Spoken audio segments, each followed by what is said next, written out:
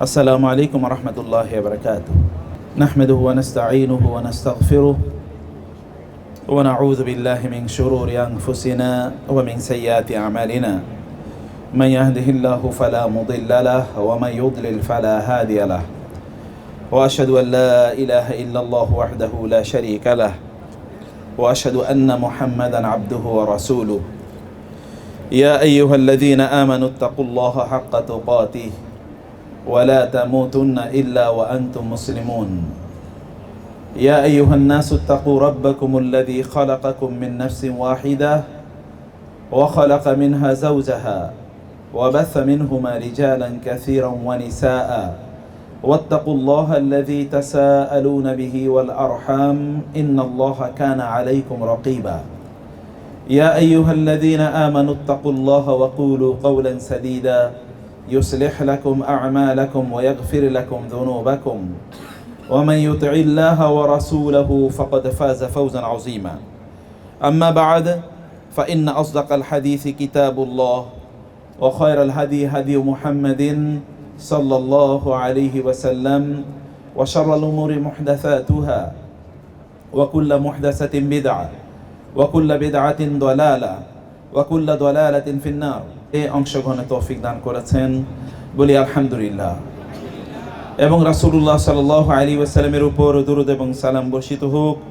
আল্লাহুম্মা সাল্লি ওয়া সাল্লিম আলা নাবিয়িকা মুহাম্মদ, আল্লাহুম্মা সাল্লি আলাইহি, আল্লাহুম্মা বারিক আলাইহি। Yusuf alayhi salatu wasalam, one of the greatest character in the history of humanity, one of the most successful personality in the history of humankind, one of the most revered and honored young men in the annals of human history. Yusuf alayhi salatu wasalam, যিনি মানব ইতিহাসের শ্রেষ্ঠতম ব্যক্তিদের একজন, যিনি যৌবনেই তার নৈতিকতার এবং তার সফলতার সর্বোত্তম শিখরে তিনি আরোহণ করেছিলেন।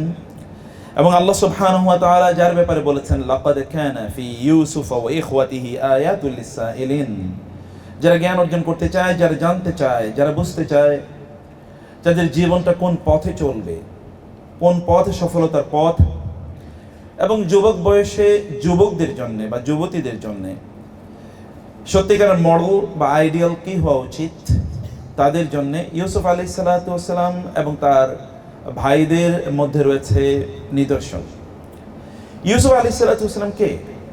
এবং কোরআনের দিকে যদি আপনি তাকান তাহলে দেখবেন the background behind the revelation of Surah Yusuf, it is the 12th surah of the Holy Quran, কোরআনের 12তম সূরা। এবং এটি রাসূলুল্লাহ সাল্লাল্লাহু আলাইহি ওয়াসাল্লামের উপর যখন নাজিল হয় তখন তার নবুয়তের 12তম বছর।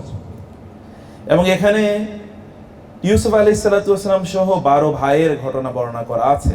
ইউসুফ এবং তার 11 ভাই, অর্থাৎ 12 ভাইয়ের কথা এখানে বলা আছে। এবং মানব জীবনে যখন 12টা বাজে তখন কি করতে হয় সেটি এখানে বলা আছে। যেমনিভাবে রাসূলুল্লাহ সাল্লাল্লাহু আলাইহি ওয়াসাল্লামের জীবনে যখন সবচেয়ে কঠিন সময় এসেছিল, যেটাকে আমরা বাংলায় বলি 12টা বাজা, অর্থাৎ খুবই কষ্টের সময়, ঠিক তখনই এই সূরাটি নাজিল হয়। কিন্তু রাসূলুল্লাহ সাল্লাল্লাহু আলাইহি ওয়াসাল্লামকে ইউসুফ আলাইহিস সালাতু ওয়াস সালামের ব্যাপারে আল্লাহ সুবহানাহু ওয়া তাআলা আগেই ওরিয়েন্টেশন এবং ইন্ট্রোডাকশন দিয়েছেন। তা হলো আল্লাহ সুবহানাহু ওয়া তাআলা এমনিতেই ইউসুফ আলাইহিস সালাতু ওয়াস সালাম এর সাক্ষাতের ব্যবস্থা রাসূলুল্লাহ সাল্লাল্লাহু আলাইহি ওয়াসাল্লামের সাথে করেছেন। মেনওয়াইল রাসূলুল্লাহ সাল্লাল্লাহু আলাইহি ওয়াসাল্লাম তার স্ত্রী এবং তার চাচাকে হারিয়েছেন। একজন ঘরে, অন্যজন বাইরে তার জন্য প্রোটেকশন এবং সলেস, অর্থাৎ তার প্রশান্তির কারণ ছিলেন একজন ঘরে, অন্যদিকে তার প্রোটেকশন, তার নিরাপত্তার কারণ ছিলেন বাইরে তার চাচা। এবং তিনি তায়েফে ক্ষত হন, বিক্ষত হন, আহত হন, এবং তার জীবনে এর চেয়ে কষ্টকর সময় আর কখনো বুঝে আসেনি, যখন তার মানুষরা তাকে হত্যার জন্য রক্তাক্ত করেছে। এমন একটি সময় আল্লাহ সুবহানাহু ওয়া তাআলা এই সূরাটি নাজিল করেছেন এবং রাসূলুল্লাহ সাল্লাল্লাহু আলাইহি ওয়াসাল্লামকে পথ নির্দেশনা দিয়েছেন। আমি নেটারের আজকের আলোচনা করব যখন ভেবেছি তখন আমি ভেবেছি যে ইউসুফ আলাইহিস সালাতু ওয়াস সালাম is the best role model to be for the students and the youth of nature. Yusuf আলাইহিস সালাতু ওয়াস সালামের জীবনকে যদি আপনি ভাগ করেন তাহলে কমপক্ষে 6টি বা 7টি ভাগে আপনি বিভক্ত করতে পারেন। প্রথমত, তিনি তার বাবার সাথে বড় হয়ে উঠছিলেন, ভাইদের সাথে বড় হয়ে উঠছিলেন। একবার তিনি স্বপ্নে দেখলেন যে ইন্নী রাআইতু আহাদা আশারা কাওকাবা ওয়াশ-শামসা ওয়াল কামারা রাআইতুহুম লি সাজিদিন। যুবকদেরকে বলবো যে what is the dream of your life. Yusuf আলাইহিস সালাতু ওয়াস সালাম তো স্বপ্নে দেখেছেন। আমাদের বর্তমান যুবকদের সবচেয়ে বড় প্রবলেম হলো তাদের স্বপ্ন নাই। আমরা ঘুমিয়ে ঘুমিয়ে স্বপ্ন দেখি, কিন্তু যে স্বপ্ন আমাদেরকে ইউসুফ আলাইহিস সালাতু ওয়াস সালামের মতো সত্যিকার অর্থে বিশাল মানুষে পরিণত করবে, and his brothers 11 of them will fall in prostration for Yusuf, যে তার ভাইয়ের 11 ভাই তার জন্য সেজদায় লুটিয়ে পড়বে, অর্থাৎ তার আনুগত্য মেনে নেবে, তাকে সম্মান করবে এবং তিনি তাদের লিডার হবেন, তিনি তাদের নেতা হবেন, তিনি তাদেরকে পথ দেখাবেন, দুনিয়া এবং আখিরাতের পথ। তিনি তাদের বিপদ থেকে তাদেরকে উদ্ধার করবেন, তিনি তাদেরকে সত্যিকার মানুষ হওয়ার পথ দেখাবেন। তিনি যখন তাদের দুর্ভিক্ষ হবে তখন তাদেরকে দুর্ভিক্ষের কবল থেকে তাদেরকে এবং তাদের জাতিকে, আশপাশের দেশগুলোকে তিনি মুক্তি দেবেন। ইউসুফ আলাইহিস সালাতু ওয়াস সালাম তো এরকম স্বপ্নে দেখেছেন। আমরা বলবো যে যুবকরা, আপনারা কি স্বপ্ন দেখছেন বলেন? What is the dream you are saying? আপনি কি স্বপ্ন দেখছেন? তিনি বলেছেন ইন্নী রাআইতু, আই হ্যাভ সিন আহাদা আশারা কাওকাবা। রুইয়া শব্দটি কোরআনে এটি দুটো অর্থে ব্যবহৃত হয়, আলাম তারা, আরাআইতা।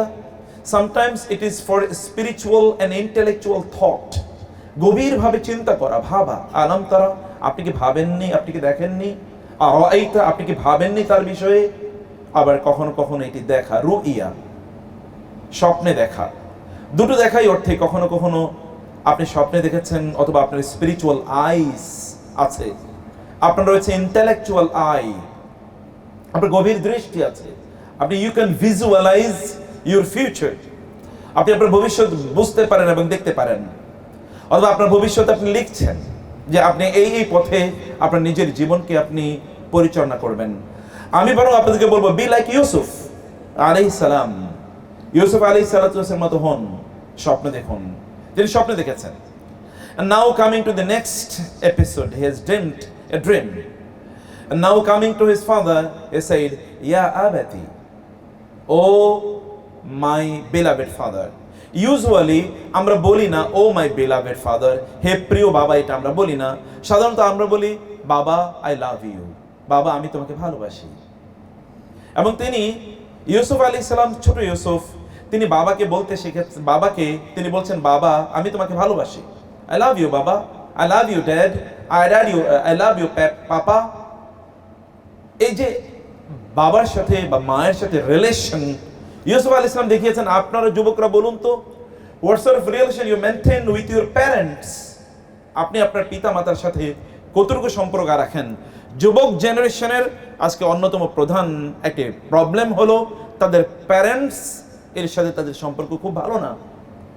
আপনি কি হলফ করে কখনো বলতে পারেন আপনার বাবাকে আপনি গিয়ে বলেছেন বাবা আই লাভ ইউ, ও মাকে বলেছেন মা আই লাভ ইউ, মা আমি তোমাকে ভালোবাসি, বাবা আমি তোমাকে ভালোবাসি? এটা কি আপনি কখনো বলেছেন? আপনি how many times you have hugged your father or your mother? How many times you kissed your father or your mother? আপনি কতবার আপনার বাবার কপালে চুমু দিয়েছেন, আপনার মায়ের কপালে চুমু দিয়েছেন, অথবা তাদের পায়ে চুমু দিয়েছেন? কতবার আপনার ঘটেছে? অথবা কতবার আপনি তাদেরকে হাগ করেছেন? আপনি কতবার তাদের সাথে কমিউনিকেশন করেন? যখন বাবাকে বলা যায় আই লাভ ইউ বাবা, আমি তোমাকে ভালোবাসি বাবা, মা আমি তোমাকে মিস ইউ মা, আমি তোমাকে প্রচন্ড মিস করি মা। আপনি যখন ইউনিভার্সিটিতে থাকেন তখন আপনি ডেইলি কতবার you make your time in order to communicate with your mother, with your father? How many times you make phone calls? আপনি কতবার তাদেরকে ফোন করেন? আপনি কি তাদেরকে মিস করেন কিনা? দ্রুত তাদের কাছে দৌড়ে যেতে চান কিনা? তাদের একটু সেবা করতে মনে চায় কিনা? তাদের খোঁজ খবর নিতে মনে চায় কিনা? নাকি বন্ধুদের আড্ডায় অথবা কথিত পড়াশোনার ফাঁকে আপনি সব ভুলে যান? আপনার সত্যিকার অর্থে কি করেন বলেন তো? আপনি কি বুঝেন? এরকম কমিউনিকেশন করার জন্য you need education, and the education is to come from the very environment of your home. আপনার বাসা থেকে নিশ্চয়ই এটা আসতে হয়। হোপফুলি আপনারও বাবা হবেন কোনো এক সময়ে। আপনি যদি আপনার বাবা মাকে না বলতে পারেন যে আমি তোমাকে ভালোবাসি মা বা বাবা, এবং এটা যদি পার্টিকুলার এক ধরনের লোকের জন্য আপনি এটি রিজার্ভ করে রাখেন যে আপনি ওদেরকে কেবলমাত্র বলবেন আই লাভ ইউ, তাহলে you are an extremely loser. তাহলে আপনি কিন্তু লস করছেন, আপনি জীবনের মর্মই বুঝেননি এখনো। কাদেরকে ভালোবাসতে হবে তা আপনি বুঝেননি। হতে পারে you have not learned it from your family environment. এবং এই কারণে আপনাদেরকে বুঝতে হবে যে আপনারা এই অ্যাফেকশন, লাভ, এটা আপনাদেরকে শো করতে হবে। এটা শো করতে হবে। ইট is to understand from the environment of your home. আপনার বাসা থেকে এটা শিখতে হবে। যারা নিকটজনকে ভালোবাসতে পারে না, তারা কিভাবে মানুষকে ভালোবাসবে? আপনি সমাজে পরিবর্তনের জন্য কাজ করবেন কিভাবে? You will have to love people. মানুষকে ভালোবাসতে হবে। যারা তাদের পিতামাতাকে ভালোবাসতে পারে না, তারা অন্যকে ভালোবাসে কিভাবে? ইউসুফ আলাইহিস সালাতু ওয়াস সালাম তার পিতামাতাকে ভালোবেসেছেন ছোটবেলায়, এবং দেখুন পরবর্তীতে কিভাবে তিনি মানুষকে ভালোবেসেছেন। Even when he was inside the prison, যখন তিনি কারাগারের মধ্যখানে ছিলেন, and there are many prison mates with him, অনেকেই তার সাথে কারাগারে যারা ছিলেন তাদেরকেও তার ভালোবাসা তিনি শো করেছেন। তাদের সাথেও তার ভালোবাসার আদান প্রদান হয়েছে। ইউসুফ আলাইহিস সালাতু ওয়াস সালাম এর কাছ থেকে আপনাকে শিখতে হবে, ইয়া আবাতি, ইয়া বুনাইয়া, ও মাই beloved son, or I love you my son, I love you my father, I love you my mother। আমি আপনাকে ভালোবাসি বাবা, আমি আপনাকে ভালোবাসি মা, আমি তোমাকে ভালোবাসি আমার সন্তান, আমার ছেলে, আমার মেয়ে। এগুলো আপনাদেরকে বলা শিখতে হবে। এটা কালচার করতে হবে ফ্যামিলিতে। ইন্নী উহিব্বুক। আপনাদের নবী সাল্লাল্লাহু আলাইহি ওয়াসাল্লামকে যখন প্রশ্ন করা হলো যে ইয়া রাসূলুল্লাহ, আপনার কাছে সবচেয়ে প্রিয় ভাজন কে? আপনি কাকে সবচেয়ে বেশি ভালোবাসেন? তিনি বলেন আয়েশাকে, আমার স্ত্রী আয়েশাকে। তিনি এতে he did not feel shy of expressing his love for his wife। তার স্ত্রীর জন্য ভালোবাসার শব্দ উচ্চারণ করতে তিনি এক ফোঁটা কুণ্ঠিত হন নাই, কারণ সবচেয়ে নিকটজনের জন্য ভালোবাসা প্রকাশ করতে হয়। অথবা যখন 11 জন নারীর গল্প আয়েশা রাদিয়াল্লাহু তাআলা আনহা রাসূলুল্লাহ সাল্লাল্লাহু আলাইহি ওয়াসাল্লামকে বললেন, এবং সেখানে উম্মু যার অথবা আবু যারের কথা বললেন, রাসূলুল্লাহ সাল্লাল্লাহু আলাইহি ওয়াসাল্লাম কনক্লুশনে বললেন, আবু যার যেমনি ভাবে উম্মু যারকে ভালোবাসে, আয়েশা আমিও তোমাকে তেমনি ভাবে ভালোবাসি। তিনি বলেছেন যেমনি ভাবে খাদ্যের মধ্যে সারিদ হচ্ছে সবচেয়ে বেশি প্রিয় মানুষের কাছে, আমার কাছে সবচেয়ে প্রিয় হচ্ছে আয়েশা রাদিয়াল্লাহু তাআলা আনহা। নারীদের মধ্যে তেমনি ভাবে আয়েশা রাদিয়াল্লাহু তাআলা আনহা। আপনি যেমনি ভাবে মাংসের ঝোল দিয়ে রুটি খেতে পছন্দ করেন, আপনি সবচেয়ে প্রিয় খাবার, you express it without showing any shyness or hesitation. তেমনি ভাবে আয়েশা রাদিয়াল্লাহু তাআলা আনহার ব্যাপারে এবং অন্য স্ত্রীদের ব্যাপারে রাসূলুল্লাহ সাল্লাল্লাহু আলাইহি ওয়াসাল্লাম একই কাজ করতেন। The young man, you are not still married. আপনি যারা বিয়ে করেছেন অথবা যারা বিয়ে করবেন, আপনারা তো করবেন নিশ্চয়ই, অতএব সেই সময়ের জন্য এটা শিখে রাখুন। ইউসুফ আলাইহিস সালাতু ওয়াস সালামের জীবন থেকে এটা শিখে রাখুন। একটা বন্ডিং, ফ্যামিলি বন্ডিং তৈরি করতে হয়। যদি আপনার ফ্যামিলি বন্ডিং যদি স্ট্রং না হয়, তাহলে বাইরে কোনোদিন আপনি বন্ডিং তৈরি করতে পারবেন না। If your contribution inside the family is not stronger, then your contribution in the society will not be stronger. যদি ফ্যামিলিতে আপনার contribution, participation, engagement, attachment, connection যদি এটা স্ট্রং না হয়, তাহলে এটা বাইরে কোনোদিনই হবে না। যদি আপনি ফ্যামিলি এনভায়রনমেন্টটা ভালো করে না বুঝেন, তাহলে আপনি কোনোদিন বাইরে বুঝবেন না। ফ্যামিলি হচ্ছে ইউনিভার্স। এটা সত্যি করতে একটা বিশ্ববিদ্যালয়, সবচেয়ে বড় বিশ্ববিদ্যালয় ফ্যামিলি, পরিবার। পরিবারে সবাই থাকে, যেমনি ভাবে বাইরে সবাই থাকে। একটা পরিবার যিনি সুন্দর করে পরিচালনা করতে পারেন, তিনি একটি রাষ্ট্র সুন্দর করে পরিচালনা করতে পারবেন। আপনাকে ইয়াং ম্যানদেরকে বলবো যে আপনার পরিবার, আপনার বাসা বাড়ি কিভাবে আপনি পরিচালনা করছেন, মানে আপনি কিভাবে আপনার পরিবারের সদস্যদের সাথে রিলেশন মেনটেন করছেন, it will ultimately effect your relation with the outsiders. এবং এই কারণে আপনাদের নবী বলেছেন সাল্লাল্লাহু আলাইহি ওয়াসাল্লাম, খায়রুকুম খায়রুকুম লিআহলিহি ওয়া আনা খায়রুকুম লিআহলি। তোমাদের মধ্যে সেরা তারাই যারা তাদের ফ্যামিলি মেম্বারদের সাথে সেরা। আমি আমার ফ্যামিলি মেম্বারদের সাথে সেরা, তাদের প্রতি আমি সেরা। জিজ্ঞেস করে দেখো, আমার মেয়ে ফাতেমা আমাকে বলে ইয়া রাসূলুল্লাহ, আমার স্ত্রী আয়েশাও বলে আমাকে ইয়া রাসূলুল্লাহ, এবং আমার চাচারও আমাকে বলে ইয়া রাসূলুল্লাহ, আমার ফুফুর আমাকে বলে ইয়া রাসূলুল্লাহ। সবাই আমাকে, আমার ফ্যামিলি মেম্বারদের সাথে আমার রিলেশন এরকম, তার মেয়ে যখন আসেন তখন তিনি তাকে ইস্তেকবাল করেন, Fatema my mother is coming, Fatema আসছেন। এবং যখন তার কাজের মেয়ে উম্মে আইমান বারাকাকে যখন তার কাজের মেয়ে এবং তার কৃতদাসী, তার বাবার কৃতদাসী, এবং তিনি তার বাবার কাছে ইনহেরিটেন্স হিসেবে উত্তরাধিকার সূত্রে যা পেয়েছেন তার মধ্যে 2টি উট এবং পেয়েছেন হচ্ছে একজন কৃতদাসী। এই কৃতদাসীকে তিনি কি বলতেন? তিনি বলতেন উম্মি। তিনি কখনো উম্মে আইমান বলতেন না, অথবা বারাকা বলতেন না কখনো, তিনি বলতেন উম্মি। এবং তিনি বলতেন হিয়া উম্মি বা'দা উম্মি, she is my mother after the death of my mother. তিনি কথা বলতেন, তিনি আমার মা, আমার মায়ের মৃত্যুর পর তিনি আমার মা। এবং তার বিয়ের সময় যখন তিনি যায়েদ ইবনে হারেসার কাছে তাকে বিয়ে দিচ্ছিলেন, তিনি সাহাবায়ে কেরামদেরকে লক্ষ্য করে বললেন, আমার কাছে এমন একজন নারী আছে যে নারীর জান্নাতি, কিন্তু তিনি বৃদ্ধা, দেখতে শুনতে খুবই ইমপ্রেসিভ না, কিন্তু তিনি জান্নাতি। তোমাদের মধ্যে কেউ কি আছো তাকে বিয়ে করবে? যায়েদ ইবনে হারেসা তার পালক পুত্র এবং তিনিও আরেকজন ব্ল্যাক। তিনি বলেন, ইয়া রাসূলুল্লাহ, I am ready to marry her. রাসূল সাল্লাল্লাহু আলাইহি ওয়াসাল্লাম তার কাছে তাকে বিয়ে দিলেন এবং জিজ্ঞেস করলেন, যায়েদ তুমি জানো তোমার কাছে আমি কাকে বিয়ে দিয়েছি? যায়েদ চুপ করে আছেন। রাসূল বলেন, যায়েদ আমি তোমার কাছে আমার মাকে বিয়ে দিয়েছি। যায়েদ তুমি মনে রাখবে তিনি আমার মা, হিয়া উম্মি বা'দা উম্মি, তিনি আমার মা, আমার মায়ের মৃত্যুর পর তিনি আমাকে মায়ের মতো করে আগলে রেখেছেন। রাসূলুল্লাহ সাল্লাল্লাহু আলাইহি সাল্লাম খাবারের ক্ষেত্রে কেউ তাকে জোরাজুরি করবে এটা তিনি পছন্দ করতেন না। যতটুকু তার খেতে মনে চাইতো খেতেন, বাকিটা তিনি খেতেন না। কিন্তু একজন নারী কেবল তাকে জোর করতে পারতেন, তিনি হচ্ছেন উম্মে আইমান। তিনি বলতেন, না আপনার আরো খেতে হবে, খান। এবং রাসূলুল্লাহ একবার বলতেন, না না ঠিক আছে আর নেব না, এক বলতেন না, আচ্ছা ঠিক আছে দেন। তিনি একজনকে কোনোদিন ডিনাই করতে পারতেন, অথচ she was his slave girl, তিনি ছিলেন তার কাজের মানুষ। আপনার বাসায় কাজের মানুষ যারা আছে তাদের সাথে আপনার রিলেশন কি? ইয়াং ম্যান, রিলেশন কি? I am talking about the problems. আপনি বাসায়, এখানে ইউনিভার্সিটিতে কি প্রবলেম আপনি ফেস করেন, এখানে কি ক্রাইসিস ফেস করেন, সে জায়গায় আমি আসছি। কিন্তু আমি বলবো যে ইউসুফ আলাইহিসসালামকে একটু রিফ্লেক্ট হিজ লাইফ। ইউনিভার্সিটিতে আমাদের সবচেয়ে বড় প্রবলেম হচ্ছে যে we cannot create bonding among our friends. আমরা এরকম কিছু বন্ধু তৈরি করতে পারি না যে বন্ধুরা আমাদের জীবন এবং মরণে আমাদের পাশে এসে দাঁড়াবে অথবা আমাদেরকে ফিল করবে। এরকম মানুষ তো আমরা তৈরি করতে পারি না। মোস্ট অফ দ্য কেসেস আমরা এখন ভার্চুয়াল ফ্রেন্ডশিপ নিয়ে আমরা খুবই এঙ্গেজড।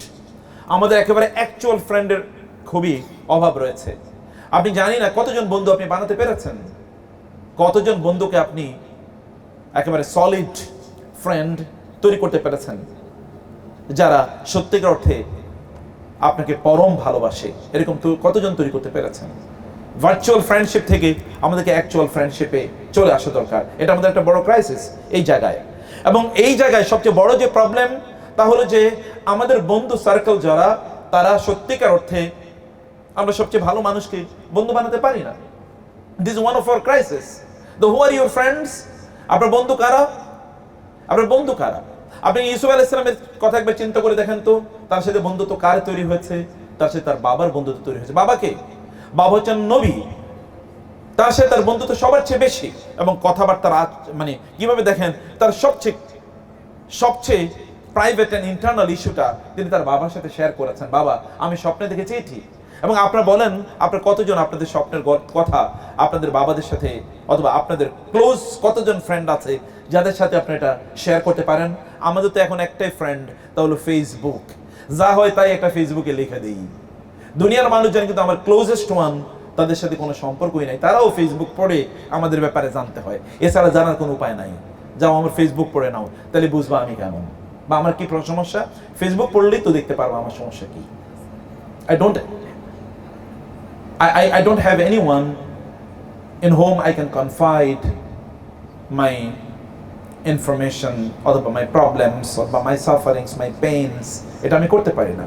ফ্রেন্ডশিপ, সবচেয়ে ভালো বন্ধু তৈরি করুন, যে সকল বন্ধুরা আপনাকে জান্নাতের পথে নিয়ে যাবে। আপনি কাদেরকে বন্ধু বানাচ্ছেন? তারা আপনাকে কি হুইসপারিং করছে?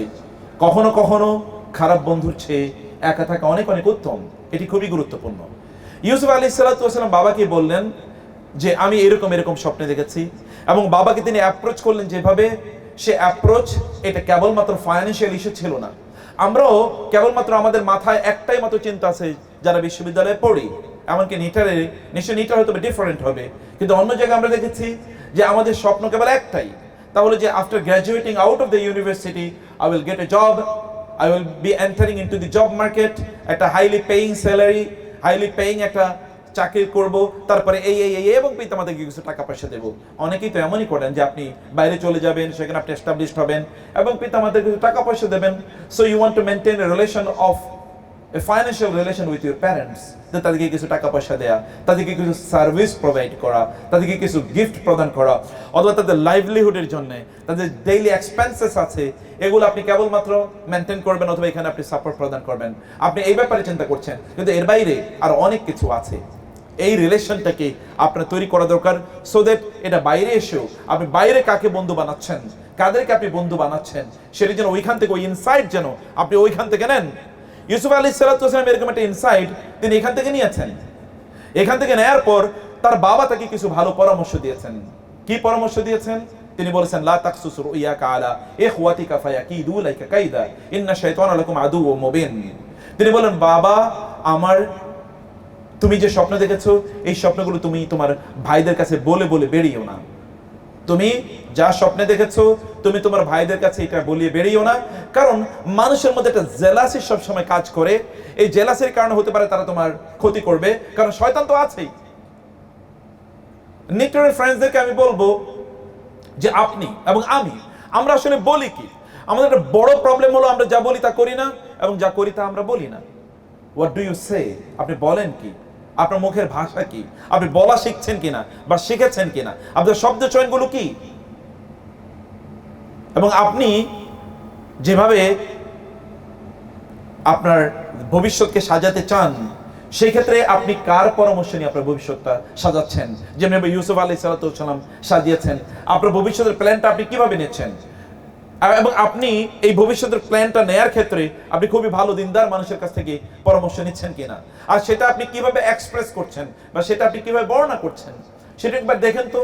ইউসুফ আলাইহিস সালাম তার বাবা তাকে পরামর্শ দিলেন যে তুমি এটা এটা এটা এটা এটা এটা করো না, কারণ কখনো কখনো আপনার ভবিষ্যতের যে প্ল্যানগুলো, এই প্ল্যানগুলো কখনো কখনো আপনাকে গোপন করে রাখতে হয়।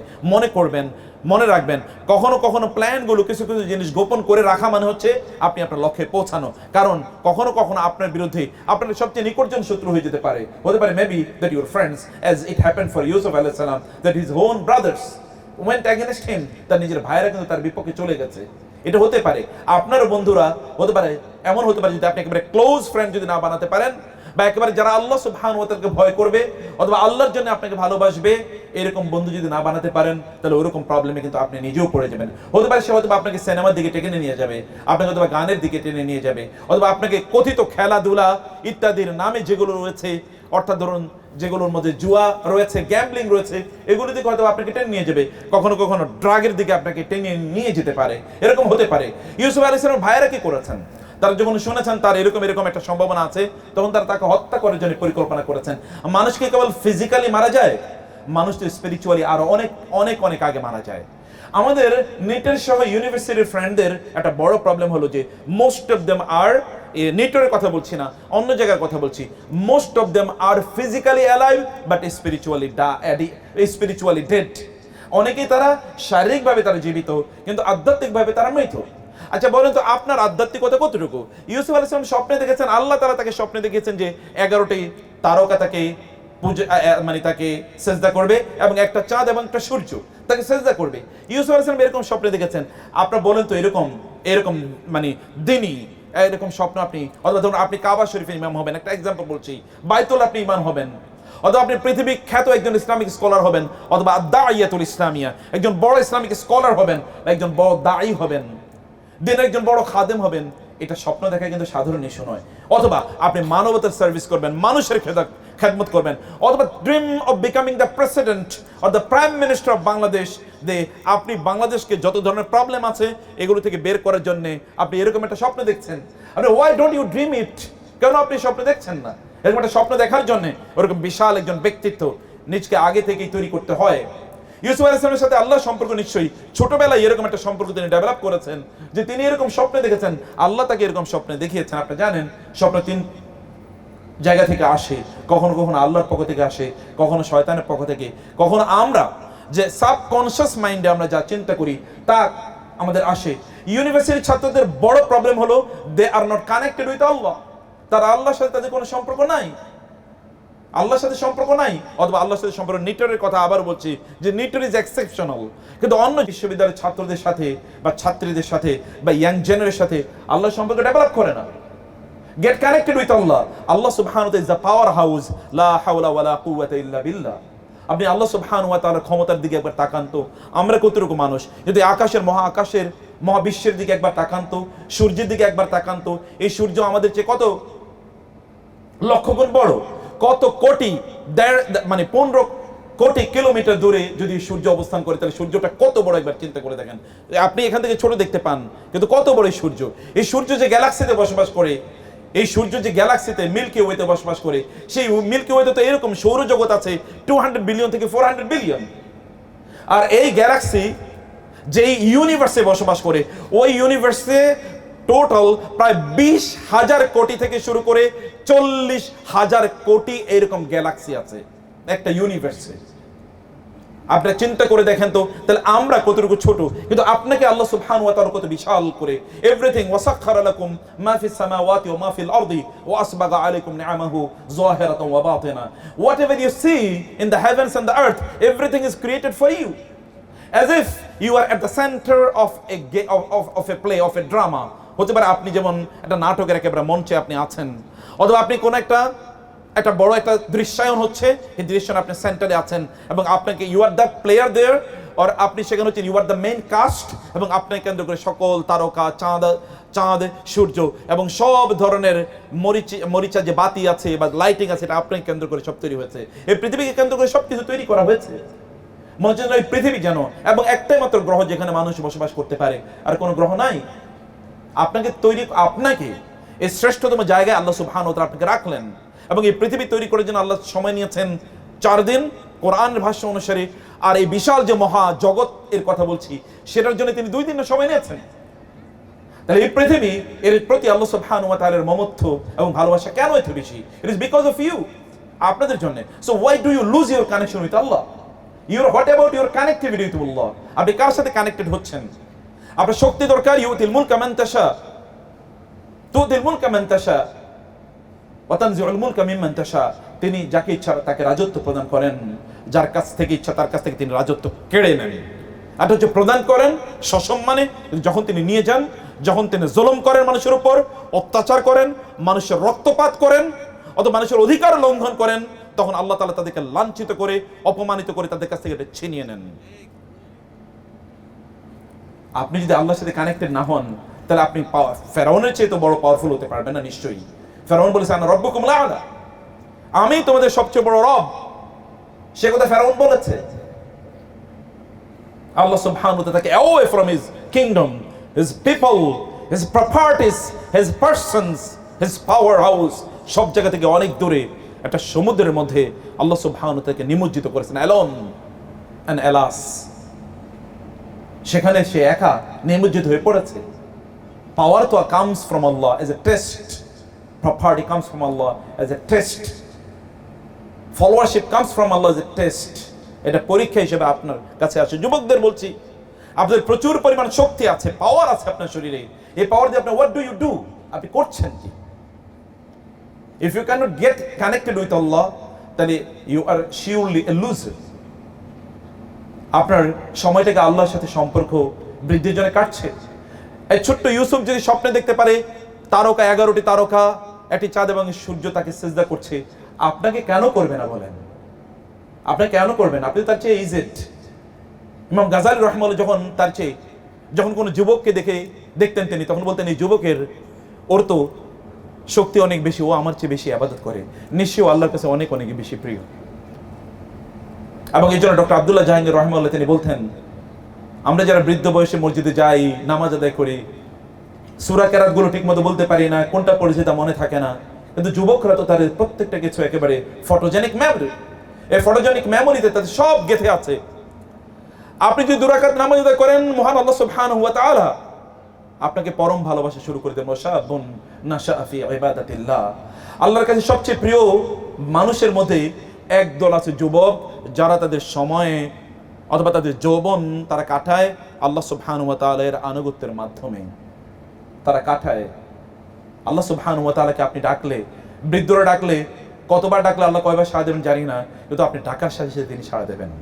কারণ জানেন আল্লাহ সুবহানাহু ওয়া তাআলা তো আপনার স্রষ্টা, তিনি জানেন আপনার পাওয়ার কি, আপনার শক্তি কি, আপনাকে দিয়ে কি করা যায় তিনি জানেন। এবং যুগ যুগ ধরে তিনি যত পরিবর্তন করেছেন এই পৃথিবীতে, সকল পরিবর্তন তিনি যুবকদের মাধ্যমে করেছেন।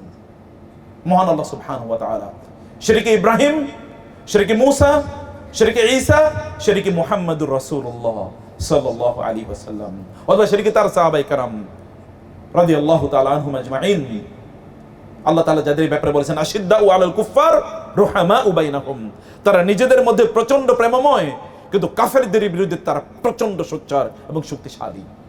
তাদের শক্তি তারা ব্যয় করে, পাওয়ার ব্যয় করে এগেইনস্ট দ্য এনিমিস অফ আল্লাহ, এবং তাদের সফটনেস তারা তুলার মতো নরম হয়ে যায়, রেশমের মতো কোমল হয়ে যায়।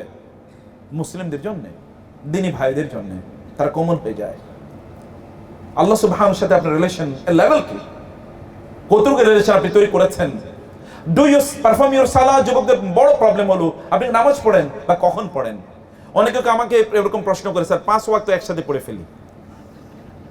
সুবহানাল্লাহ, এনার্জির লেভেল কি! 5 ওয়াক্ত একসাথে পড়ে ফেলে, অনেক সময় সময় পায় না। তো সবকিছুর জন্য সময় আছে, কিন্তু এখানে সময় নাই। মনে রাখবেন সালাত এটি আপনার জন্য ডায়েট, এটি ফুড। মানুষ কেবল খেয়ে বাঁচে না, মানুষ খেলে ওবেসিটি নামক রোগ হয়। কিন্তু যদি আপনি সত্যিকার অর্থে সুস্থ থাকতে চান, এমনি তো হাদিসে এসে তাহাজ্জুদে নামাজ পড়লে মানুষ সুস্থ থাকে। কখনো কি তাহাজ্জুদে নামাজের এই পিস অ্যান্ড ট্রাঙ্কুইলিটি কখনো ফিল করেছেন কিনা? ফিল যদি না করেন তাহলে দাঁড়ান, তাহাজ্জুদ দাঁড়িয়ে দেখুন কি ফিলিং তৈরি হয়। গোটাটা দিন মনে হচ্ছে যেন আপনি জান্নাতি জীবন কাটাচ্ছেন। আপনি কি সুন্নাহ নামাজগুলো পড়েন? সুন্নাহ নামাজগুলো পড়ে দেখেন, একাগ্রতার সাথে দেখেন আপনার অন্তরটা কিভাবে তৈরি হয়। মনে রাখবেন এই অন্তর আল্লাহ সুবহানাহু ওয়া তাআলা তৈরি করেছেন এমন ম্যাটেরিয়াল দিয়ে, যে ম্যাটেরিয়াল কেবলমাত্র আল্লাহর স্মরণেই প্রশান্ত হয়, আর কোনো কিছুর মাধ্যমে না। No material position can give tranquillity, peace and solace in your heart, can make your heart satisfied.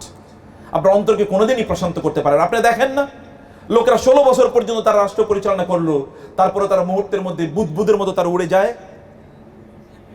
কি কারণে উড়ে গিয়েছে?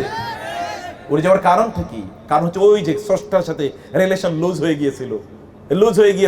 লুজ হওয়ার কারণে আল্লাহ সুবহানাহু ওয়া তাআলা মুহূর্তের মধ্যেই কিভাবে তাদেরকে শেষ করে দিয়েছেন। এটা পৃথিবীতে এরকম ঘটনা একটাই ঘটেছে, আদম আলাইহিস সালাম থেকে শুরু করে আজ পর্যন্ত। কিয়ামতের আগে আর ঘটবে কিনা জানি না, যে একটা রাষ্ট্রের একটা প্রধানতম যারা গোটা একটা পরিচালনা করে, সংসদ পরিচালনা করেছে, এর মধ্যে একজনও নাই কোথাও, পৃথিবীতে একটাও ঘটে নেই। আমি এক জায়গায় বলেছিলাম যে এরকম হয়েছে যে জাতীয় মসজিদের খতিব সাহেবকে পর্যন্ত পালাইতে হয়েছে। কি পরিমাণ অবস্থা ছিল! খতিবকে পালানো লাগে মানে কি? মানে এটা কিভাবে সম্ভব? এটা তো it never happened in the history of humanity. যেটা কেন ঘটে? ঘটার একটাই কারণ, আপনি কত পাওয়ারফুল হবেন, কিন্তু if you lose your connection with Allah, তাহলে none will be able to save you. কেউ আপনাকে রক্ষা করতে পারবে না। সেজন্য বন্ধুরা, আল্লাহর সাথে সম্পর্ক বাড়াতে হবে। আল্লাহর সাথে সম্পর্ক বাড়ানোর জন্য আপনি আল্লাহর বুক পড়ুন। সবচেয়ে বড় প্রবলেম যুবকদের জন্য, আপনি অমকের উপন্যাস, তমকের উপন্যাস, এমনকি আপনাদের এই দেশে যারা জ্ঞানী গুণী বুদ্ধিজীবী হবে, এই জাতীয় প্রতিষ্ঠানগুলো প্রতিষ্ঠার পেছনে যারা তীব্র আন্দোলন করেছে, ওই সকল ব্যক্তিদের পর্যন্ত বইপত্র আপনার গোগ্রাসে গিলতেই থাকেন, কিন্তু আল্লাহর বই পড়ার একটুকু সময়ও নাই আপনাদের, তাই না? আল্লাহর বই পড়ার সময় নেই আপনার। বস্তা পচা উপন্যাস পড়েন, এই উপন্যাসের মধ্যে, এই গল্পের মধ্যে কিছুই নাই, কিন্তু সেগুলো পড়ে তো আপনাদের রাত যায়, আপনাদের দিন যায়। কিন্তু যেই বইয়ের প্রত্যেকটা শব্দ আপনাকে জ্ঞানী গুণী মানুষে পরিণত করবে, তা একবারও আপনি পড়ার সময় হয় না। I don't know how many times, whether in your lifetime you have read the translation of the Holy Quran once. আমি জানি না, যদি আপনার জীবনে একবারও কোরআনের শুধুমাত্র অনুবাদ না পড়ে থাকেন, তাহলে you are surely loser, you are surely in a loss, in a big loss. আপনি বুঝেনি এখন, এটা আল্লাহর বাণী, মহান আল্লাহ সুবহানাহু ওয়া তাআলার বাণী। আপনি বহু কোটেশন মুখস্থ করেন, অমুকের কোটেশন তমুকের quotation, but have you memorise the quotations given by Allah? আল্লাহর কথা কি আপনি কখনো মুখস্থ করেছেন? আল্লাহ সুবহানাহু ওয়া তাআলা একটি শব্দ অথবা একটা বাক্য, একটা মাত্র আয়াত, এটি একজন মানুষের জন্য রেভলিউশনারি হতে পারে, মানুষের গোটা জীবনকে পরিবর্তন করে দিতে পারে। আপনি জানেন পৃথিবীতে এরকম অসংখ্য মানুষ। বিখ্যাত একজন ম্যাথমেটিশিয়ান মিলার, তিনি এসছেন কেবলমাত্র কোরআনের মধ্যে ভুল ধরার জন্য, ম্যাথমেটিক্যাল মিস্টেকস। অথবা যদি আপনি কোরআন, বাইবেল, মরিস বুখারীর কথা যদি বলেন, তাহলে এখানে সায়েন্টিফিক কি মিস্টেক আছে এটা ধরতে এসেছেন। And these people were so miraculously amazed by the Quran যে তারা কোরআনের কাছে এসে আত্মসমর্পণ করেছে। এক ইউরোপিয়ানকে একবার প্রশ্ন করা হলো, যিনি নাবিক ছিলেন, তিনি ইসলাম গ্রহণ করেছেন। তাকে বলা হলো যে আপনি কেন ইসলাম গ্রহণ করলেন? তিনি বলেন, আমার কাছে হঠাৎ করে একটা বই আসলো, বইতে আমি দেখলাম সমুদ্রে যখন একজন মানুষ থাকে তখন তার যে অনুভূতি হয়, এই অনুভূতিটি পৃথিবীর কোনো বই কোনোদিন বলতে পারে না, এইভাবে বলতে পারে না। আমি বহু বই পড়েছি, আমি নিজেও বলার চেষ্টা করছি, বলতে পারিনি। কিন্তু আমি একটা বই পেলাম, এই বই এর মধ্যে এটা লেখা আছে। আমি জিজ্ঞেস করলাম বইটা কার উপর নাজিল হয়, এই বইটা কি? তিনি বলেন যে এই বইটা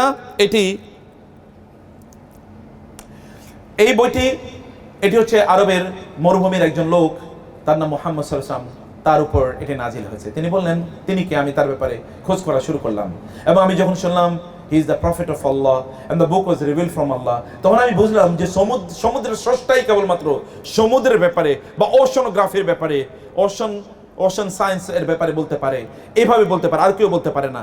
যখন আমি বুঝলাম যে তিনি এটি করেছেন, তখন আমি নিশ্চিত হলাম যে তিনি সত্যি করতে আল্লাহ সুবহানাহু ওয়া তাআলা এর নবী বা রাসূল হওয়া ছাড়া কোনো উপায় নাই, এবং তখনই আমি এই কিতাবের প্রতি ঈমান আনলাম। কেবল একটি উপাখ্যান, এরকম অসংখ্য উপাখ্যান আছে মানুষদেরকে মোমেন বানিয়ে ফেলে। তাহলে আপনি কিতাব পড়েছেন কিনা?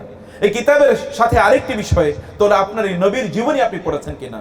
আমাদের অনেক পড়ার, এখন তো আমরা কেবলমাত্র ফেসবুক রিডার, এখন আমরা যা পড়ি তা হলো ফেসবুক।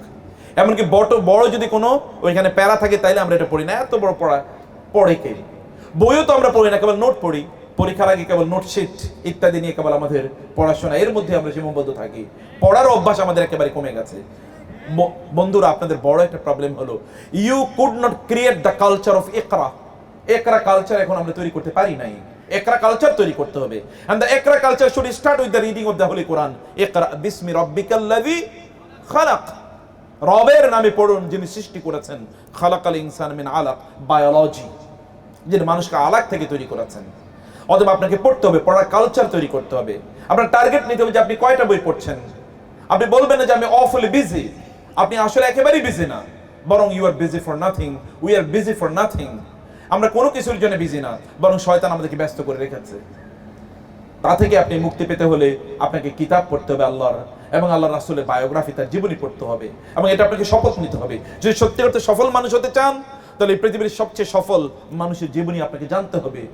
যদি আপনি সফলতার পথ খুঁজতে চান, ইন্না হাযাল কুরআন ইয়াহদি লিল্লাতী হিয়া আকওয়াম, তাহলে এই কিতাবই কেবলমাত্র আপনাকে সফলতার পথ দেখায়, আর অন্য কোনো কিছু আপনাকে এই সফলতার পথ দেখাতে পারবে না।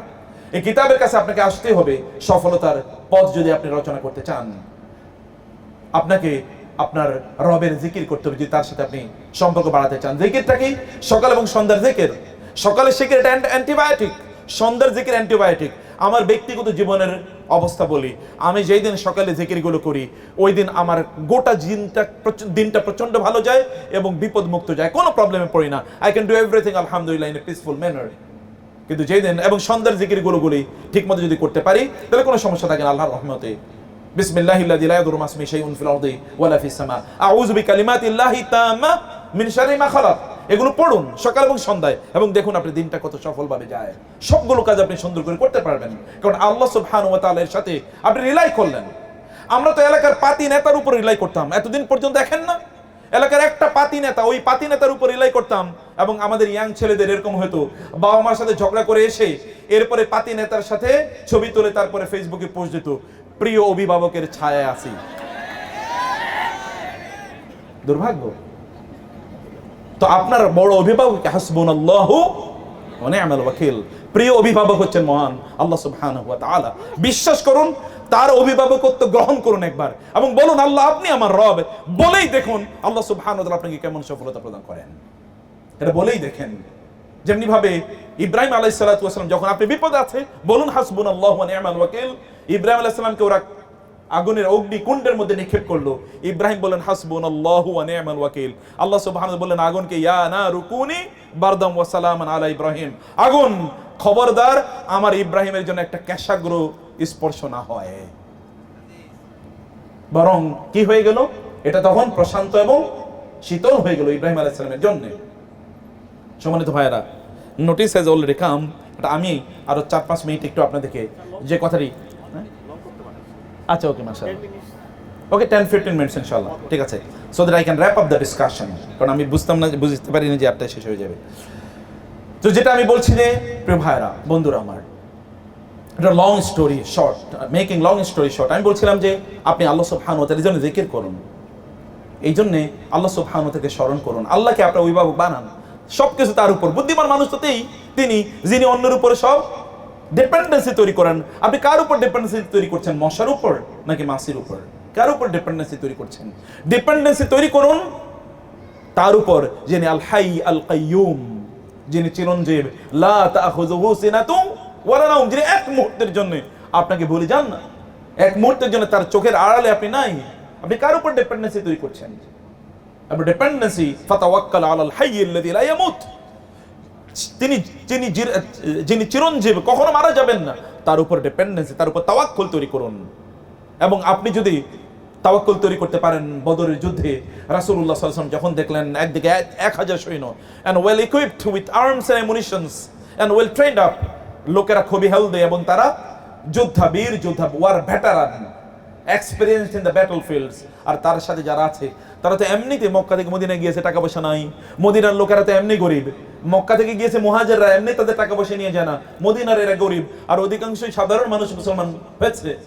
অতএব তাদেরকে নিয়ে 313 জন, আবার যুদ্ধের জন্য প্রস্তুতিও নাই, মাত্র তলোয়ার আছে 2টা এবং ঘোড়া আছে অল্প কয়েকটা, অল্প কয়েকটা তীর।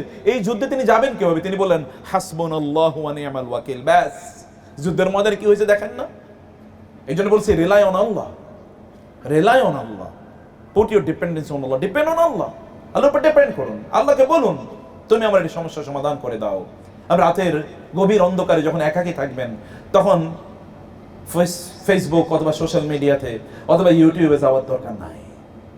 নীল সংস্কৃতি যুবকদের জন্য একটা বড় প্রবলেম। নীল সংস্কৃতি, নীল সংস্কৃতিকে আপনাকে বাঁচতে হবে।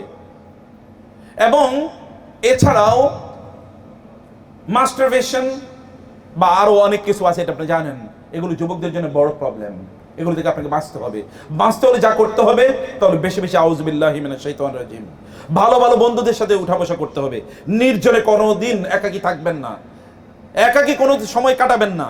যদি একাকী সময় কাটাতে হয় তাহলে আপনাদের নবী ইব্রাহিম আলাইহিস সালাম, আপনাদের বাবা ইব্রাহিমের মতো। জাতির পিতার নাম কি? ইব্রাহিম আলাইহিস সালাম।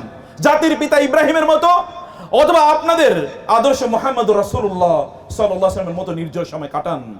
ইব্রাহিম আলাইহিস সালাম নির্জন সময় কাটিয়েছেন আল্লাহর সাথে কথোপকথনের জন্য। মুসা আলাইহিস সালাম নির্জন সময় কাটিয়েছেন, তিনি তুর পাহাড়ে গিয়ে 40 দিন আল্লাহর সাথে কথোপকথন করেছেন। ওয়া কাল্লামাল্লাহু মুসা তাকলিমা। গভীর রাতে কার সাথে কথা বলেন? 2 ঘন্টা 3 ঘন্টা পর্যন্ত মেসেঞ্জারে। আগে তো টাকা দিয়ে কথা বলতো, এখন তো ফ্রি, অতএব কথা আর শেষ হয় না। এখন কথা বলতেছেন, এখন যে কথা বলে কাটতেছেন না, এরপরে দেখবেন যখন বিয়ে শাদী হয়েছে তখন আর কথা বলার সুযোগ নেই, তখন কেমন ডিসিম ডিসিম ডিসিম এটাই চলবে। কেবল পাশের বাসায় শোনা যাবে কেবল হাঁড়ি পাতিল ভাঙতেছে আর ঠাস করে গ্লাস ভাঙতেছে অথবা প্লেট ভাঙতেছে, আর কিছু নাই। কারণ কথা তো আগেই শেষ। পুটুর পাটুর যা করছেন তা তো আগেই করে ফেলেছেন। পরের জীবনে যদি কিছু রাইখা দেন, এখনই সব বইলা শেষ করেন না। ভালোবাসা আসে, it is to be preserve for after life, after marriage. এটা পরের জন্য রেখা দেন এবং আগের জন্য রাখবেন না। হারাম রিলেশন, এটা আমাদের জন্য বড় প্রবলেম। আপনি দেখেন তো ইউসুফ আলাইহিস সালাম এর ঘটনা আমি উপাখ্যান বর্ণনা করছিলাম। ইউসুফ আলাইহিস সালাম তিনি আল্লাহর সাথে কানেকশনের কথা আমি বলেছি। ইউসুফ আলাইহিস সালাম কিভাবে আল্লাহর সাথে কানেক্টেড হয়েছেন, ইউসুফ আলাইহিস সালাম কিভাবে তার রব এর সাথে সম্পর্ক রক্ষা করেছেন, দ্যাট ইজ ভেরি ইম্পর্টেন্ট।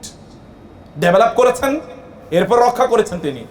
রক্ষা করার জন্য তিনি কি করেছেন? তার ভাইরা তাকে হত্যা করার জন্য নিয়ে গেল, কূপের মধ্যে নিক্ষেপ করলো। ইউসুফ আলাইহিস সালাম খুব বেশি অ্যালিগেশন রাখেন নাই, এখন যুবকদের সবকিছু অ্যালিগেশন। এবং আমরা তো খুবই মোটিভেশনাল স্পিকারদের মোটিভেশন শুনে মোটিভেশন হয়ে যাই। তুমি তো অনেক স্ট্রং, কারণ তুমি দাঁত মাজতে পারো। আপনি বলে দাঁত মাজতে পারি আমি, বাহ। কারণ আপনার চিন্তা ছিল কেউ এসে আপনার দাঁত মাজা দিল।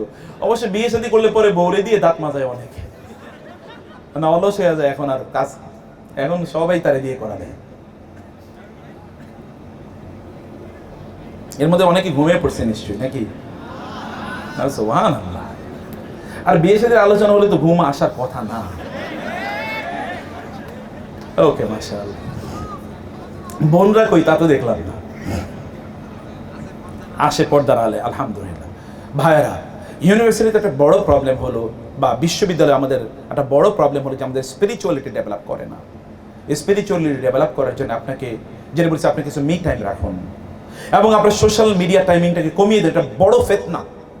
আপনারা জানেন, যদি আমি অনেক সময় পেতাম তাহলে আমি বলতে পারতাম, সোশ্যাল মিডিয়াগুলো এটা নিয়ন্ত্রণ করা হয় আগের যুগে জুয়ার ঘরগুলো বা জুয়ার হাউসগুলো যেভাবে নিয়ন্ত্রণ করতো।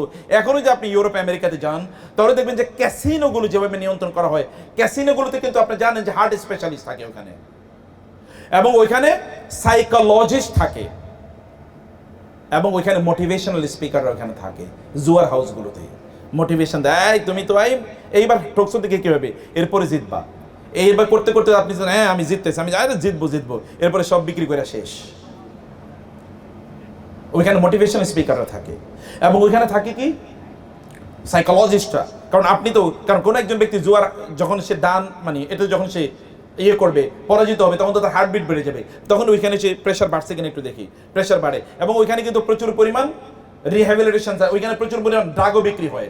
কারণ তাকে তো জুয়া খেলছে, তাকে তো উত্তেজিত করতে হবে, ড্রাগ তাকে দিতে হবে।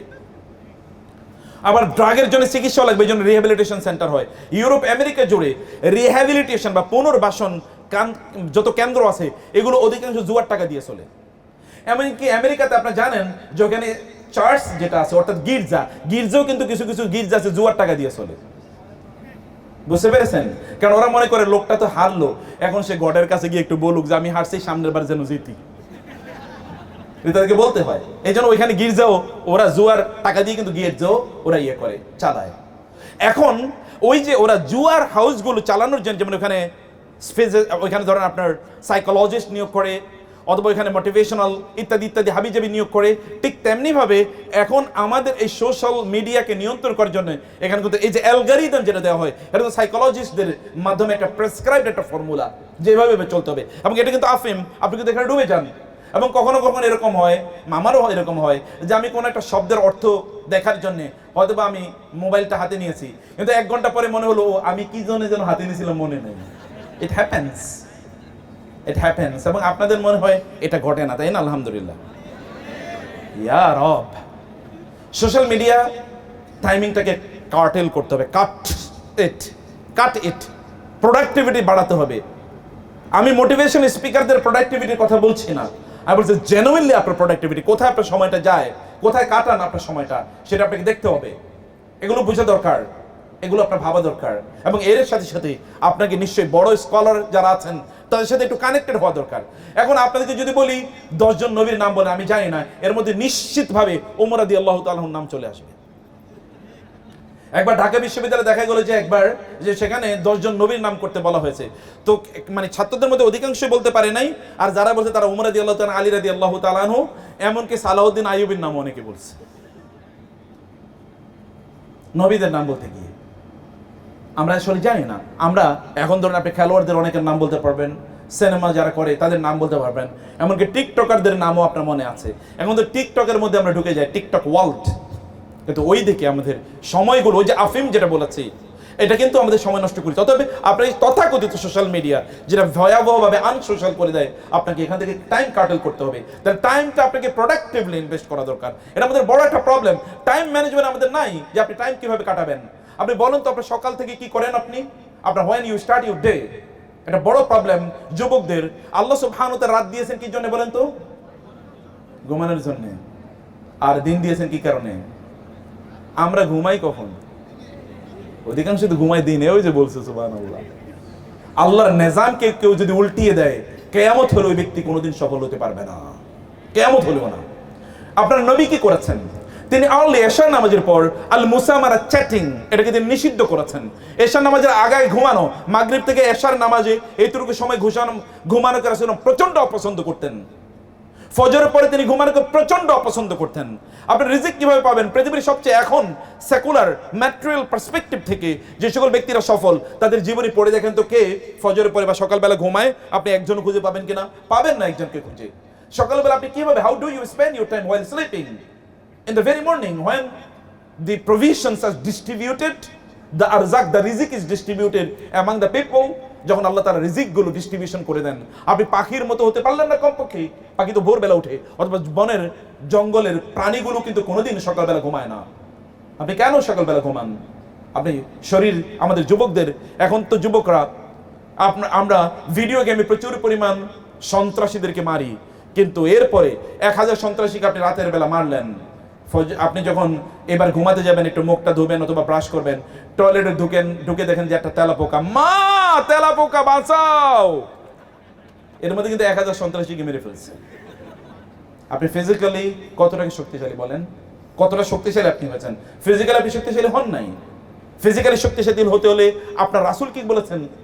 যুবকদেরকে কি বলেছেন? তোমরা তীর মারা শেখো, ঘোড়ায় ওঠা শেখো, তোমরা সাঁতার করা শেখো। এগুলো আপনাকে শিখতে হবে।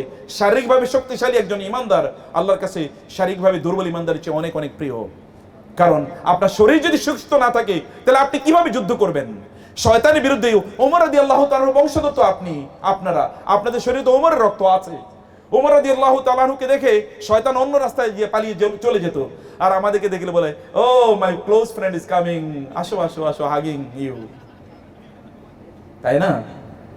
শয়তানের জন্য আপনাকে, শয়তান তো শত্রু, অতএব ওর সাথে শত্রুতা তৈরি করা দরকার, এটা করতে হবে। ইউসুফ আলাইহিস সালামের উপেক্ষান আমি আর 3 থেকে 15 14 আমি 6 মিনিটের মধ্যে শেষ করছি, 20-এর মধ্যে ইনশাআল্লাহ। ইউসুফ আলাইহিস সালাম ভাইরা তাকে হত্যা করার জন্য কূপে নিক্ষেপ করেছে। লোকেরা তাকে এসে কিনে নিয়ে গেল, ওই যে মিশরের লোকেরা, এবং তাকে গিয়ে বাজারে তারা বিক্রি করে দিল। আজিজে মিশর তাকে কিনে নিয়ে গেল। আজিজে মিশরের স্ত্রীর কাছে নিয়ে গিয়ে বলল, এই ছেলেটাকে আমি কিনে নিয়ে এসেছি, খুবই সুন্দর, ওকে প্রয়োজনে আমরা আমাদের ছেলেও বানাতে পারবো, আমাদের ছেলে হিসেবে গ্রহণ করতে পারবো তাকে। ইউসুফ আলাইহিস সালাম একবারও কিন্তু বলেন নাই, তোমরা কি জানো আমি নবীর ছেলে? তোমরা কি জানো আমি কিন্তু অমুকের ছেলে? তোমরা কি জানো আমি কিন্তু এই যুগের নবীর ছেলে? তোমরা আমাকে কৃতদাস মনে করছো, তোমরা আমাকে হত্যা করতে চাচ্ছ, তোমরা আমাকে বাজারে বিক্রি করছো, তোমরা আমাকে এরকম কাজের লোকের মতো করে ব্যবহার করো। তুমি কি জানো আমাকে? এরকম একবারই তিনি বলেন নাই। Allegation is very negative. আপনার একটা লক্ষ্য আছে, ওই লক্ষ্য পানে আপনাকে ছুটে চলতে হবে। আপনার নবী কতবার এলিগেশন করেছেন? যখন তাকে লোকেরা হত্যা করতে চাইলো, তখনই তিনি বলেন নাই আল্লাহ এদেরকে ধ্বংস করে দাও। তায়েফের লোকেরা যখন তাকে রক্তাক্ত করেছে, তিনি বলেন নাই এদেরকে ধ্বংস করে দাও। তখন পাহাড়ে ফেরেশতা এসে বলেছেন, আল্লাহ আমাদেরকে পাঠিয়েছেন আপনার কাছ থেকে অনুমতি নেওয়ার জন্য, যে এদের উপর এই পাহাড়কে ফেলে দিয়ে এদেরকে ধ্বংস করে দেওয়ার জন্য। তিনি বলেন নাই, তিনি বলেছেন আমি ওয়া ইন্নী লা আরজু আন ইউখরিজাল্লাহু মিন আসলাবিহিম মান ইয়াবুদুল্লাহ ওয়াহদা, বরং আমি আশা করছি আল্লাহ তাআলা এদের পরবর্তী প্রজন্মকে এমন বানাবেন যারা কেবল আল্লাহর ইবাদত করবে। কি পজিটিভ মেন্টালিটি, কি অসাধারণ পজিটিভ মেন্টালিটি। অভিযোগ নাই, কারণ তিনি জানেন তার লক্ষ্য কি, তার উদ্দেশ্য কি। আমরা তো এখন কম দামে বিক্রি হয়ে যায়। বাঙালিরা তো বিশেষ করে গ্রাম অঞ্চলে দেখেছি, ভোটের সময় 1 কাপ চা এর মাধ্যমে মানুষ বিক্রি হয়ে যায়। এই যে আপনাদের যে এত উত্থান এবং এত অভ্যুত্থান অথবা বিপ্লব, এখন দেখেন কিছু লোক টাকার কাছে বিক্রি হয়ে যাইতেছে মনে হচ্ছে।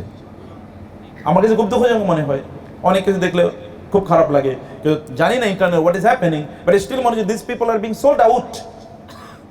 কারো হয়তো সোল্ড আউট হয়ে যাচ্ছে, এবং কিছু কিছু লোক দেখি সব কিছুতে অবজেকশন জানায়, ওইটা কেন, ওইটা হলো, ওইটা ইত্তকার। তাদের লক্ষ্য কি, উদ্দেশ্য কি, তাও আমরা বুঝি না।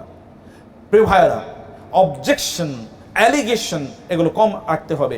সফল মানুষরা কোনোদিন অবজেকশন, অ্যালিগেশনের পেছনে তারা সময় কাটায় না, যেমনি ভাবে ইউসুফ আলাইহিস সালাম কাটাননি, বরং তার লক্ষ্য পানে তিনি এগিয়ে গিয়েছেন। তিনি তো স্বপ্নে দেখেছেন, তিনি জানেন যে লক্ষ্য কি, কোথায় গিয়ে ঠেকতে হবে, এবং ওইখানে তিনি তার জীবনের অথবা একজন ইয়াং ম্যান জীবনের সবচেয়ে বড় যে ফিতনা, এই ফিতনার মধ্যে তিনি সেখানে পড়েছিলেন।